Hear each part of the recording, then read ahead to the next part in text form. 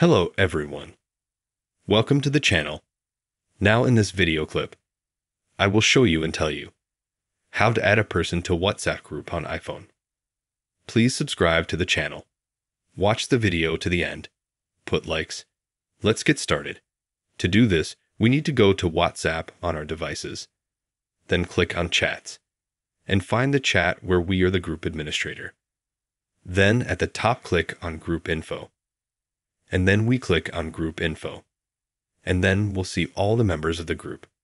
To add them, we click on Add Participants right here. Now select any person here. Check the box and click Add. After that, the person will be automatically added to the WhatsApp group.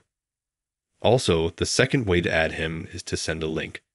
For this, click here, Invite to Group via link. Then click Copy Link. We can give the person a QR code. Or we can share this link in any social network. We send it, and the person accepts it and will be able to go automatically and get into the group in WhatsApp.